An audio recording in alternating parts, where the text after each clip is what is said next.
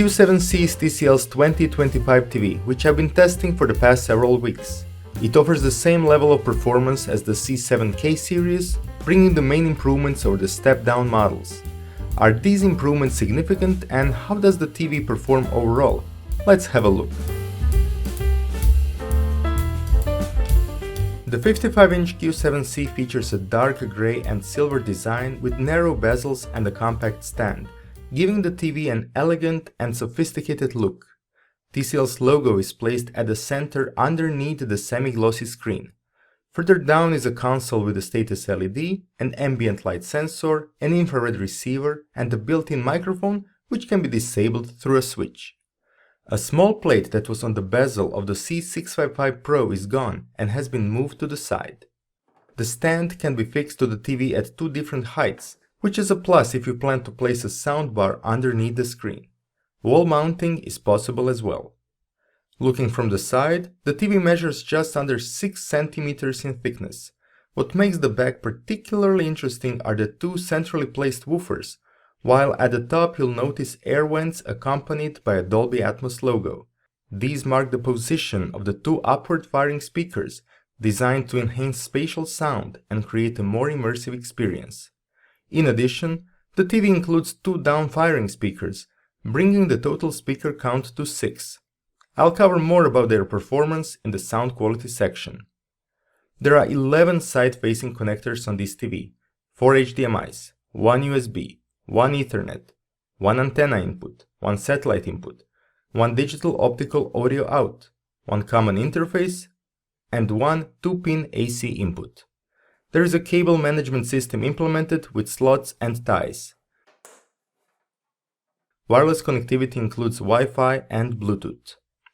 The TV comes with a remote control that has an updated design compared to previous years. It is slimmer and more elegant, with shortcuts to streaming apps and media player. It has a built-in microphone as well.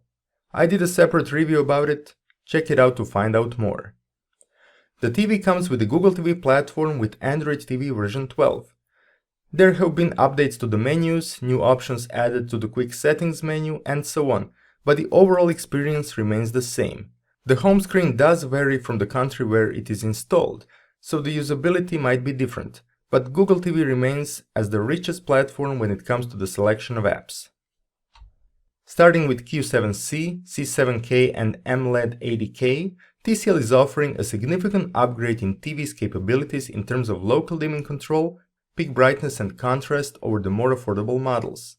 The tested 55-inch Q7C is equipped with 720 dimming zones and can reach over 2100 nits of brightness on a 10% window in filmmaker mode. Two aspects of the image stood out: very good halo control around the bright objects and specular highlights when watching HDR content. While you can still notice halo and brightness variations in challenging scenes, for the majority of content, the result is really good. Q7C has plenty of picture controls to tweak the image brightness, so you probably won't need to boost every available control to experience good HDR effects, even in brighter environments. My measurements using Calman 2025 calibration software have revealed that the image is brighter than the PQ curve, so I had to change gamma from 2.2 to 2.4 to get it closer to the reference. Still, I guess most people would prefer a brighter image and stay with the default values. The TV is using a so-called Crisp Glow HVA panel with a native contrast of just under 5000 to 1, with local dimming disabled. With local dimming enabled, contrast values are much higher. Viewing angles are similar to other VA panels on the market, so for the best result, you need to sit in front of the screen or at a small angle. The dirty screen effect was barely noticeable. I was able to see just faint vertical lines on the screen, mainly during the scenes with clouds and fog. In football scenes, it was less noticeable, which is good news. Sports fans will also appreciate good motion resolution, typical for a 120Hz VA panel. As the scenes get darker, the traces behind moving objects become more obvious as well, but nothing drastic. Related to upscaling and deinterlacing, both performed fine and are at least on the same level as before. Global dimming is present when local dimming is enabled, dimming down the bright objects in dark scenes. It would be good for TCL to disable this function, or at least offer users to turn it off if they want. Related to downsides, the main one is lack of color accuracy in Dolby Vision picture modes, which was confirmed by my measurements. The colors are not following the targets, but are undersaturated, which is mainly visible on skin tones in dark scenes. Unfortunately, automatic calibration using Kalman is not yet available, and except for the color saturation control, which is not an ideal tool to correct this, there is no CMS available for Dolby Vision. Hopefully this will be addressed soon, as it seems to be an issue that affects other models as well, as confirmed on the 98-inch X11K.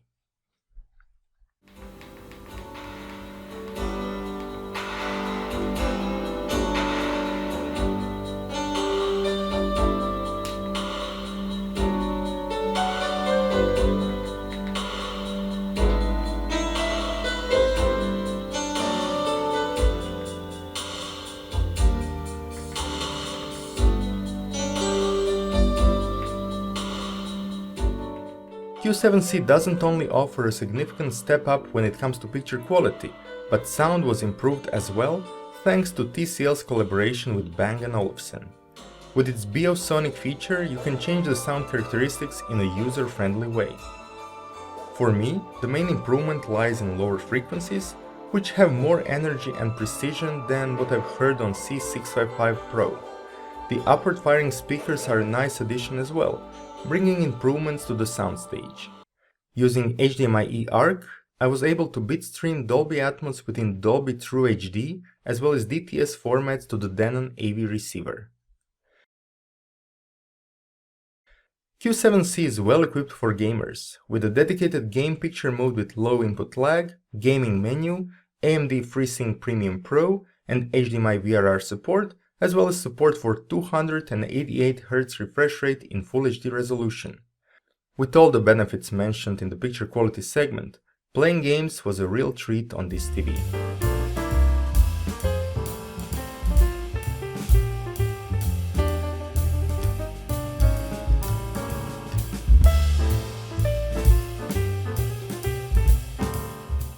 To wrap up, the TCL Q7C represents a strong step forward and stands out as a serious contender for the best mainstream TV of 2025. It brings noticeable improvements in both picture and sound quality while packing in a rich set of features, like hands-free voice control, an art gallery app, filmmaker mode, game bar, and more. I'm looking forward to seeing how competing models from other brands measure up in this price range and whether the Q7C will remain the mainstream class TV of the year. Do you already own a TCL TV from this year's lineup, or are you considering getting one? Let me know in the comments below.